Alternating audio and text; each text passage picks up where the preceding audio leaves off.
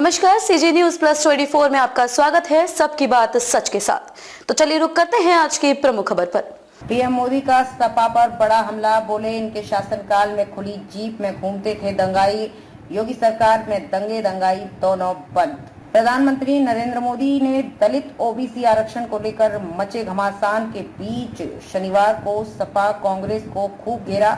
कहा, इंडी गठबंधन दलितों पिछड़ों का आरक्षण समाप्त करना चाहता है। कर्नाटक में मुसलमानों को ओबीसी बनाकर पिछड़ी जातियों का आरक्षण छीन लिया। बंगाल में भी ओबीसी का आरक्षण मुस्लिमों को देने की बात सामने आई है। एससी एसटी ओबीसी आरक्षण छीनने वालों के सामने सिर्फ मोदी सीना तान कर खड़ा है। गारंटी दी है कि किसी भी हालत में आरक्षण छीनने नहीं देंगे और न धर्म के आधार पर आरक्षण होने देंगे। आरक्षण वंचितों और गरीबों का अधिकार है और मोदी उसका चौकीदार है।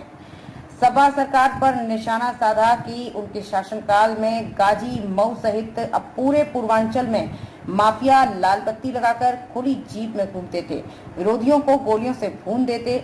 तब दंगे यूपी की पहचान थे। हर महीने 2 से 3 दंगे होते थे। अब योगी सरकार में दंगे और दंगाई दोनों बंद हैं।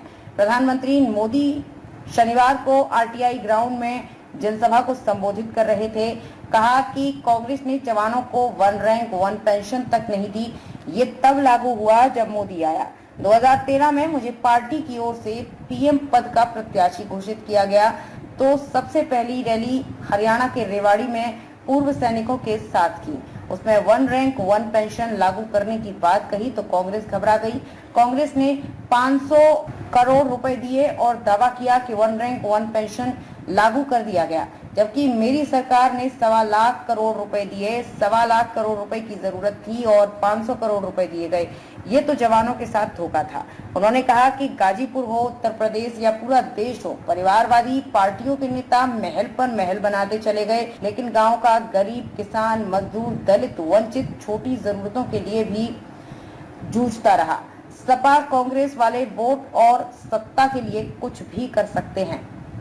सपा के शहजादे ने कहा कि माफिया की एंट्री रोकेंगे, मगर वो तो माफिया के चरणों में ही बैठ गए जिन्होंने माफिया को पाला पोसा। इंडी गठबंधन में जितनी पार्टियां हैं उनके अवगुण और पहचान एक समान है। वे घोर सांप्रदायिक, जातिवादी और परिवारवादी हैं। वे दलितों पिछड़ों आगे बढ़ने नहीं देना चाहते। षड्यंत्र कर बाबा साहब अम्बेडकर को हरा दिया। रामनाथ कोविंद का अपमान किया। आदिवासी राष्ट्रपति द्रौपदी मुर्मू के खिलाफ खड़े थे, लेकिन अब सुहेलदेव के नाम पर अब ट्रेन चल रही है।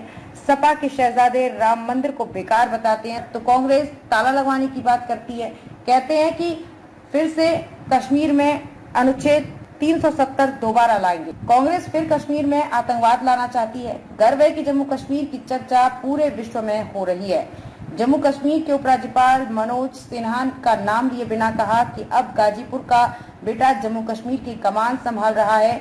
कश्मीर के लोग भी विकास देख रहे हैं। वहां के लोग गाजीपुर का नाम जान गए हैं। गाजीपुर लोकसभा सीट से भाजपा के पारसनाथ राय के सामने सपा ने माफिया मुख्तार अंसारी के भाई अफजाल अंसारी को उम्मीदवार बनाया है। खबरों में अब तक के लिए बस इतना ही। फिर होगी आपसे मुलाकात ऐसी ही किसी बड़ी और खास खबर के साथ। तब तक के लिए नमस्कार और देखते रहिए सीजी न्यूज प्लस 24।